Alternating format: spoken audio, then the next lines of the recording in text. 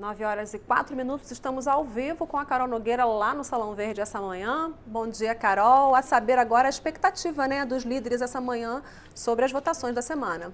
Pois é, Vera. A gente viu aí com a Dini que tem uma pauta extensa, tem algumas medidas provisórias na pauta, o temor de uma delas, que perde a validade amanhã, talvez não dê tempo de votar. E de ontem para hoje de manhã, surgiu mais um pedido de urgência também, que foi incluído na pauta.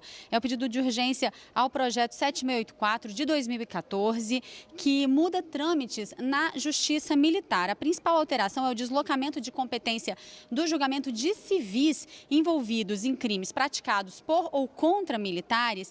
Essa competência passaria então para o juiz federal da Justiça Militar. Hoje quem julga esses casos são os conselhos de justiça da Justiça Militar. Então a gente vai dar uma olhada no que disso tudo pode ser aprovado, pode ser de fato votado. Quem está aqui comigo agora é o deputado Hildo Rocha, vice-líder do MDB do Maranhão, deputado reeleito. Parabéns, deputado. Então de volta aí com a gente para mais 4 anos. Deputado, vamos falar um pouquinho então sobre a expectativa do plenário. Esse projeto que teve essa urgência incluída de ontem para hoje, ele já foi discutido? Os líderes já estão aí a par, já se sabe um pouco sobre o que se trata? Olha, é uma matéria que está entrando com pedido de urgência no plenário. Acredito que talvez não dê nem para votar hoje, pedido de urgência, mas é matéria que deve interessar aí alguns segmentos aqui da Câmara Federal. Eu não tenho muito conhecimento a respeito dessa matéria, mas ela já deve, como é de 2014, é uma matéria que já deve ter sido debatido aqui nas comissões da Câmara Federal, sim. Mas acredito que não será sequer aprovado no dia de hoje, no plenário da Câmara, a sua urgência. A medida provisória que cria 164 cargos no Ministério de Segurança, essa MP perde a validade amanhã, precisaria ainda ser analisada pelo Senado. É uma questão importante, como o senhor vinha comentando comigo antes do jornal, como é que fica o Ministério sem esses cargos, Pode ser aprovado? O senhor acredita numa possibilidade de votação? Eu acredito que os deputados e senadores do nosso país vão entender que nós, no momento em que nós vivemos um clima de insegurança no nosso país, em que grande parte dos deputados foram eleitos justamente pregando a transformação do nosso país em relação à segurança pública, e vai acabar com o Ministério da Segurança Pública, porque se não tiver os cargos comissionados, não tiver as chefias, não tiver as direções, não há ministério. Então, hoje, se não houver sessão, não tiver condições de nós votarmos essa medida provisória, seguramente o Ministério vai acabar. Pode até não acabar na sua estrutura administrativa, mas não vai mais ter função nenhuma, porque ninguém vai trabalhar. Como é que vai virar o caos? É o caos completo na segurança pública. Até que o Ministério, depois que foi criado, é lógico, que ele vem acertando bastante. Então, nós estamos com esse Ministério que é muito novo e nós temos que manter a existência desse Ministério. Medida provisória que trata de recursos para as Santas Casas, recursos do FGTS, essa está um pouquinho mais longe aí de vencer em dezembro, só que ela perde a validade. O senhor acha que tem pressa para votá-la? O senhor acha que já tem um consenso mais construído? Também falar um pouquinho dos outros projetos, tem projeto de turismo, aquele que trata da liberação de capital estrangeiro para as companhias aéreas nacionais. Como é que o senhor vê o resto da pauta do plenário? Bem, a questão dos recursos do PASEP para financiar a Santa Casa, eu vejo que não há necessidade tão urgente de ser já aprovado. Nós podemos deixar para o mês de novembro. Inclusive, eu sou contra o uso do recurso do FGTS para outras destinações que não seja para habitação e até no máximo para saneamento. Já foram colocados para infraestrutura, que eu acho que não deveria ser usado, sim para habitação e para saneamento. Porque daqui a pouco você vai tirando a cada mexida na lei do uso de utilização dos recursos do FGTS, você vai diminuindo a capacidade do Estado de diminuir o déficit habitacional, que é enorme no nosso país. Então, agora, com essa modificação na lei, que é o que a medida provisória traz, nós vamos estar tirando 4 bilhões da habitação no nosso país. E isso é grave, porque nós temos outras fontes que poderiam estar sendo utilizadas para financiar as Santas Casas, e não o dinheiro do FGTS, porque você está cobrindo um santo e descobrindo outro. E eu vejo que a necessidade do uso do FGTS para a habitação é muito grande. Primeiro porque ele gera muito emprego, a habitação gera emprego rápido e também, além do que, diminui o sofrimento de muitas famílias, muitas pessoas que moram aí de forma inadequada, debaixo da ponte, outros que vivem de casa em casa de parente, outros que vivem de aluguel, e nós temos que trabalhar isso também. E ao pegar o recurso, que é justamente que vai ser utilizado para financiar a habitação no Brasil, você trazer para as Santas Casas, é um grave erro que está ocorrendo. Deputado, sua avaliação, de um modo geral, sobre o quórum, né? O senhor acha que deve ter quórum aí para a votação? Como é que está essa movimentação? Como é que o senhor está sentindo a Câmara depois desse primeiro turno, na preparação para esse segundo turno? E também uma avaliação do senhor sobre essa renovação importante que a Câmara teve. Como é que vai ficar a bancada aí para o ano que vem? Olha, eu acredito que terá quórum hoje e deve ter amanhã de manhã também. Mas não será um quórum alto, será um quórum, acredito que suficiente para que a gente possa aprovar a medida provisória e manter a existência desse Ministério da Segurança Pública. Em relação ao resultado das eleições, nós sabemos que grande parte dos deputados, a maioria que tentou a reeleição, não conseguiu. Então há uma mudança completa aqui na Câmara, uma renovação enorme. 1/5 dos deputados novos nunca disputaram nenhuma eleição. Grande parte dos que aqui virão a partir de fevereiro de 2019 não tem tanta experiência legislativa.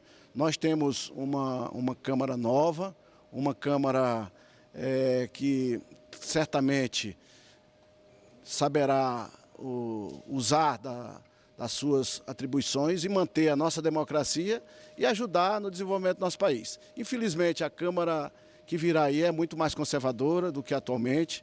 Nós observamos a diminuição dos representantes dos partidos mais situados à esquerda e no centro.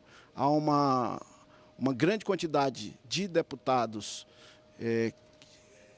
da direita, e isso vai fazer com que os debates sejam modificados a partir do próximo ano, e que a pauta também deverá ser outra, não a pauta que foi utilizada durante esses últimos anos. Então a mudança é grande e nós temos que entender o recado das urnas, do que a população quis dizer ao renovar tanto a Câmara dos Deputados. Assumir que erramos, os deputados erraram, nós passamos aí quase 4 anos só no debate ideológico, sem debater as ideias, sem debater os projetos, muita briga aqui internamente, e o resultado foi essa mudança que a população fez. Também em função das mudanças que ocorreram a nível de governo federal. Logicamente que também teve isso. O governo do Temer é muito impopular, o governo impopular fez com que grande parte dos seus aliados, aqueles que defendiam o governo, não tivesse resultado positivo nas urnas. Muitos voltaram para casa, vão ter que ficar aí mais 4 anos sem mandato.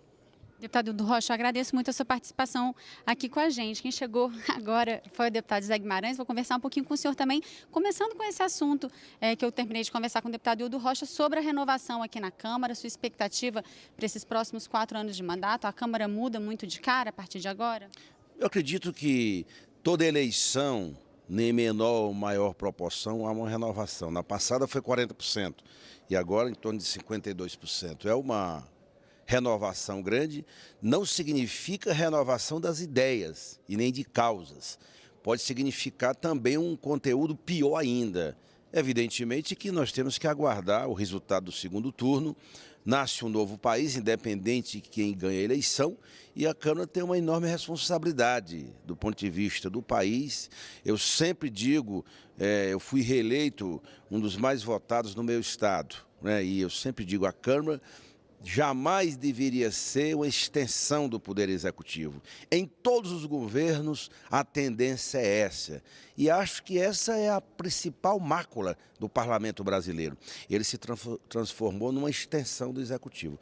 A Câmara deve representar o país. Nós, deputados, devemos aqui nos preocupar com o país, com as grandes questões do país. E nem sempre essa construção, isso preside as relações aqui dentro. De qualquer maneira, vamos aguardar. Nós vamos tomar posse só no dia 1º de fevereiro, tem muito tempo, as coisas vão se rearrumando. O que é preciso é, no meu entendimento, a Câmara, a partir do próximo ano, construir definitivamente uma agenda própria dela, do país, e não continuar sendo extensão do Poder Executivo. Deputado, o senhor acha que essa semana tem quórum para votação? A gente tem aí algumas medidas provisórias na pauta. O senhor acha que os deputados estão voltando? Deve ter alguma votação? Tem essa medida provisória que perde a validade amanhã, que cria cargos no Ministério de Segurança. Alguma chance dela ser votada? Primeiro, não é oportuno votar nenhuma lei para criar cargos no momento como esse.